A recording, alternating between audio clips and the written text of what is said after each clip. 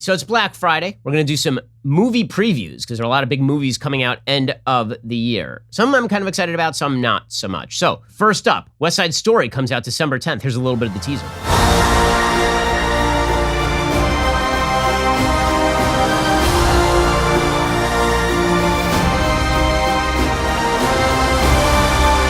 Life matters even more than love.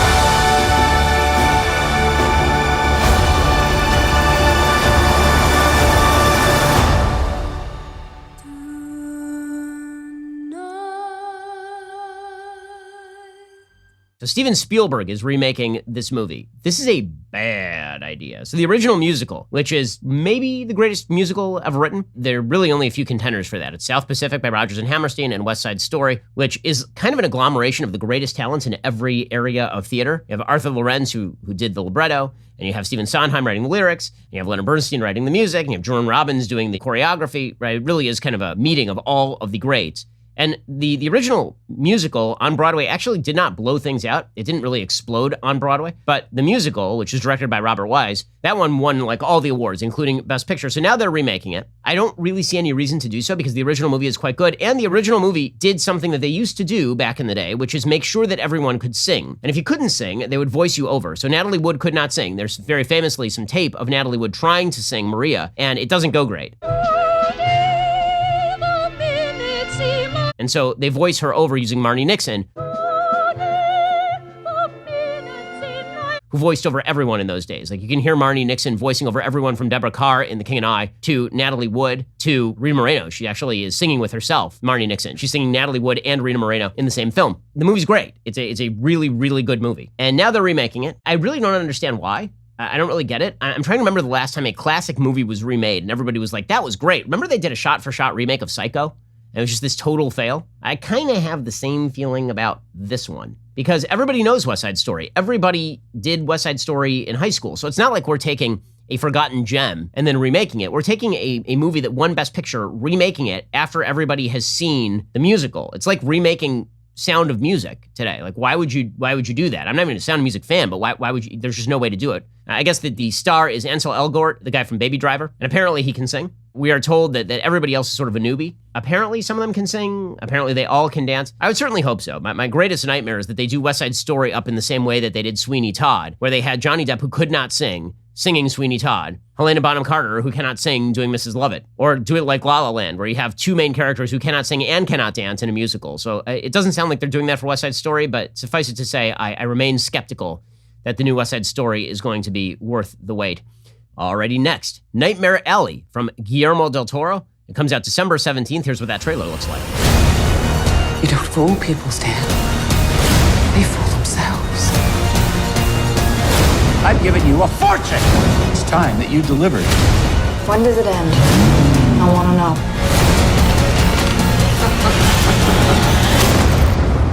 know. If you displease the right people, the world closes in on you very, very fast.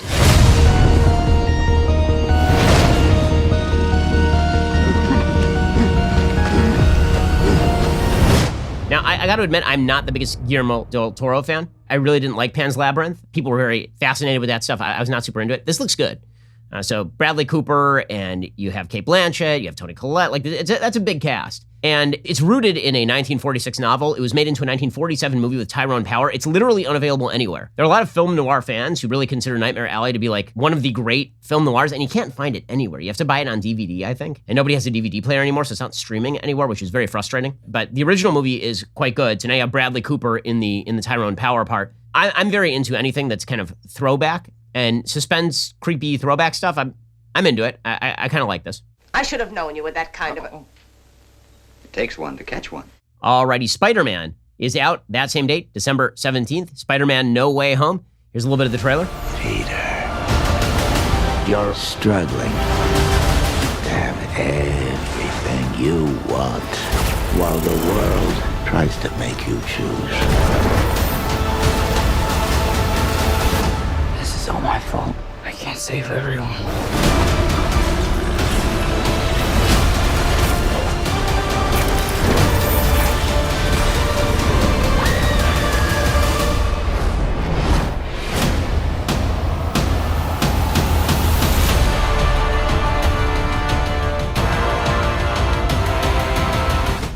I have a feeling this is going to be a massive disappointment. The reason I think it's going to be a massive disappointment is I feel like that Spider-Man arc is now running its course. They went so light with Tom Holland, and now they're kind of stuck because the original Spider-Man with Tobey Maguire, which is now kind of an underrated film, had like an undercurrent of a little bit more seriousness to it because it was Sam Raimi. And the new Spider-Man is really so unbelievably light. It's kind of cotton candy. And so in an attempt to give it gravitas, they're bringing back in all of the old Spider-Man characters, right? They're bringing back pretty obviously the Green Goblin. They're bringing back Doc Ock. They're bringing back all of the people from the old Spider-Man movies. And whenever you have a new series that starts to rely on nostalgia for the old series, there's really only two ways to deal with it. One is to actually ensconce yourself in that world, recognize that the new world is not as cool as the old world, and then just deal with it. Disappointed! And the other way to do it is to cannibalize the old world for the new world. That is the Force Awakens style, where you take all of these great legacy characters who you used to love, and then you just murder them in order to service a bunch of secondary characters you don't care as much about. And I have a feeling that's the way that Spider-Man No Way Home is going to go. If this doesn't actually end with all of these Spider-Men pointing at one another wearing their Spider-Man outfits, like the meme, then I feel like we've all missed out and the movie wasn't worth it. We'll get to more on this in just 1 second. First, I got my parents like one of the best gifts I've ever gotten them a couple of years ago. I used Legacy Box. What is Legacy Box? Well, my parents out in their garage, they had a bunch of old film reels, they had a bunch of old VHS tapes, a bunch of old pictures, and all that stuff was just kind of moldering out there. And every time it would rain, you'd think, uh-oh, is there gonna be a leak? Is it gonna ruin all of their memories? So I went over to their house, took all that stuff, dumped it in Legacy Box, sent it to Legacy Box, and it came back all digitized and preserved forever. You can do the same thing. Send your Legacy Box filled with old home movies and pictures. They'll do the rest, digitizing your moments onto a thumb drive, the cloud, or a DVD. It's like magic. If you're like most people, there's one box you'd run back into your burning house to grab. It's the box filled with all those old memories, but here's the thing. It's better if they're digitized, so why not use Legacy Box? Go check out Legacy Box right now. Each item is hand digitized by a team of over 200 trained technicians right here in the United States. They will keep you informed every step of the way, and they've been used by over 1 million people. It's easy, it's safe. You're gonna get back a great gift for yourself, for your parents. You'll be preserving something truly worthwhile. Today is the day to take advantage of Legacy Box's Black Friday event. Visit legacybox.com/Shapiro to save an unreal 65%. With limited quantities ready to ship, this deal will go fast. That is legacybox.com/Shapiro for Legacy Box's lowest prices of the year. legacybox.com/Shapiro. December 22nd, The Matrix Resurrections comes out. So old Keanu Reeves doing old Keanu Reeves stuff. Here's a bit of the trailer.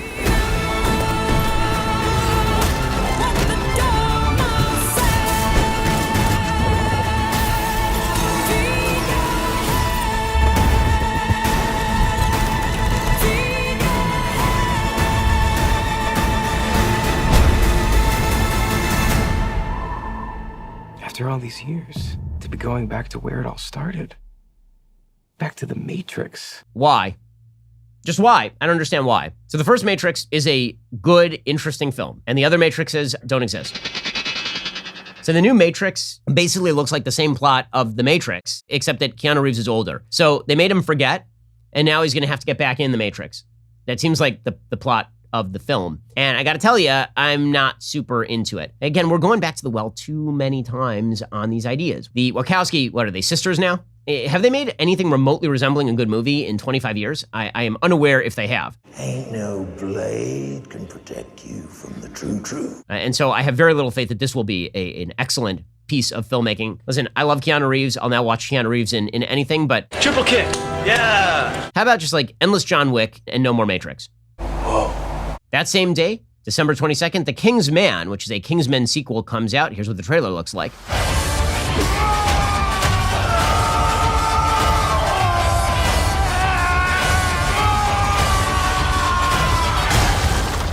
I'm gonna love killing you.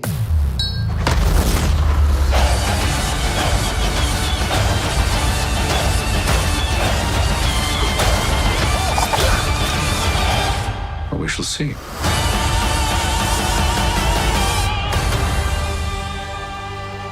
The King's Man, which is directed by Matthew Vaughn, who did Kick-Ass as well as the Kingsmen movies. He is back, and now he is going for the sequel prequel thing. So I'll admit that I was amused by the first Kingsman. The second one is really not good at all. And so The King's Man, which looks like just kind of another fantasy spy caper, but set in what kind of looks like the end of World War I Britain and Russia? Is that character supposed to be Rasputin? I assume so. First of all, no Colin Firth means that it is immediately a worse movie. Second of all, Ralph Fiennes is only playing M now.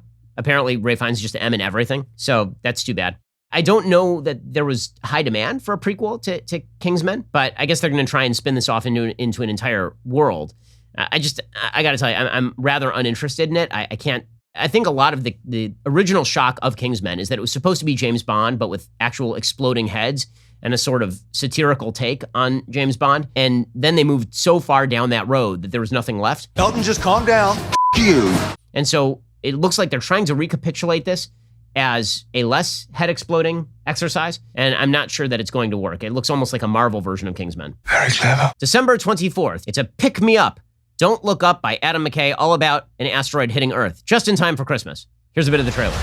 This could be a complete disaster. This is already a disaster.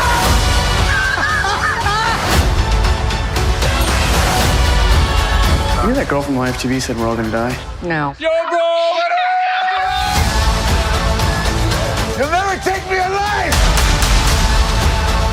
There it is! A giant comet hurling its way towards Earth! Can you see it? I can't! My head is in a bag! Alrighty, so then there's Don't Look Up by the wildly overrated Adam McKay. I do not like Adam McKay's films. I think that they are stylized trash. I think that he has a horrible view on politics. I thought that Vice was almost, in a weird way, like a hate watch for conservatives where Dick Cheney becomes the anti-hero. I didn't like Big Short. I think Adam McKay is an ignoramus pretending that he knows things and slickly packaging his ignorance in his films. So his new movie is Don't Look Up. It is co-written by Adam McKay and by David Sirota. David Sirota is a kind of crazy person. He used to be an editor at Jacobin. He's a speechwriter for Bernie Sanders in 2019. And David Sirota is a guy who wrote a piece, I kid you not, titled after the Boston Marathon bombing, "Let's hope the Boston Marathon bomber is a white guy." I'm not kidding. It's an actual piece that he wrote. He also wrote a piece about Hugo Chavez's economic miracle in 2013. And so now he has failed up to writing a mainstream Hollywood flick with Adam McKay. And when I say writing, I mean that the typical story on Adam McKay, apparently, is that he basically writes the bare bones of scenes, and then he has the actors improv. So depending on the improv skills of the actors, it can be funny. If, however, the actors are not good at improv, which many actors are not, then probably it's not all that funny. The basic plot of the film is giant asteroid about to hit Earth, entire government infrastructure ignoring asteroid about to hit Earth. Leonardo DiCaprio naturally says that this is a metaphor for global warming. Huge cast. It's Jennifer Lawrence and Leonardo DiCaprio and Meryl Streep playing Meryl Streep because she's Meryl Streep in every film now. Ariana Grande, fresh from licking donuts at the local shop. Ron Perlman, Mark Rylance, Tyler Perry. What, did you guys get a group rate or something? Is Timothée Chalamet, is there now like a contractual obligation for every film to have Timothée Chalamet in it? I'll just be honest with you, I don't get the Timothée Chalamet thing. I don't think he's a terrible actor. I just don't think he's like God's gift to acting. I think he's the worst thing in The King. He is one of the weaker elements of Dune. I've never seen a Timothée Chalamet film, except for maybe Lady Bird, where I thought he's really good in it. And in Lady Bird, it felt like he was just playing Timothée Chalamet. I, for the life of me, don't understand why he's in every single film that is made now. With that said, big cast. This is what Adam McKay does. He puts together these all-star casts to do basically political films that make everybody feel good about themselves and earn no money at the box office. This will probably do a little better because at least it's not just an overt, I hate George W. Bush movie. Now it's sort of a covert, I hate everybody who doesn't believe like me that we should destroy the entire economy of the Western world in order to prevent the seas from rising a foot over the course of the next 100 years instead of just building some seawalls. Alrighty, we'll get to more movie previews in just 1 second. First, you really want to impress that special someone this holiday season? Give them the gift of comfort. I'm talking about the X chair. I love my X chair. It is the most comfortable and ergonomic chair I've ever used. Honestly, it's the coolest looking piece of furniture I own. It's like your Captain Kirk sitting on the bridge or something. What makes X Chair the world's greatest office chair? Maybe it's the patented dynamic variable lumbar support, or the fact you can add Elemax technology with 4 massage options and the ability to warm or cool your back. Not a lot of other office chairs can do that, as in none. Now is the perfect time to purchase an X Chair. Why now? Because now is the only time X Chair goes on sale all year. That's right, they only have a Black Friday, Cyber Monday weekend. That's it. You deserve an X Chair, and you're gonna kick yourself if you miss this special deal. Save up to $500 on X Chair. There are 4 days only where this deal is available on Black Friday, Cyber Monday weekend. Go to xchairshapiro.com right now. That's the letter X Chair, SHAPIRO.com. X Chair has a 30-day guarantee of complete comfort. You can finance your purchase for as little as $25 $5 a month. Go to xchairshapiro.com, save up to $500. xchairshapiro.com. And finally, on Christmas Day, the appropriately timed American Underdog Kurt Warner story. Here's what the trailer looks like. Kurt Warner out of the Arena League. It's one of those stories that's too good for the movies. It's perfect. This guy here, he was bagging groceries 5 years ago. Go out there and you show the world what I've known all along.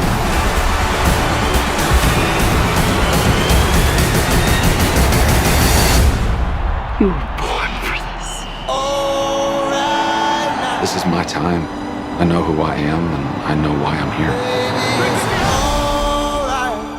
That's a movie about Kurt Warner, the former St. Louis Rams quarterback, who literally was stocking shelves when he was discovered. And he played some arena football, and then he ended up in the NFL, and he won the MVP a couple of times. Really great quarterback, and happens to be a conservative Christian. So that's what the film is about. This looks like something like nice to take the kids to. It's nice to see a movie that I can take the kids to. Naturally, the critics will hate it because it stars Zach Levi, and because it is about a conservative Christian, and because the directors of the movie made I Can Only Imagine, which is another Christian flick. So they'll hate this one as well. But honestly, it looks like good, clean, wholesome fun. Is it like top of my movie watching list? Is it like number one on my holiday list? Probably not, but it's definitely something that I could see watching with the wife and maybe with the kids. So Pretty good. alrighty, so there's your holiday movie preview. I'll tell you how all these movies were after I actually see them. We'll check back in then.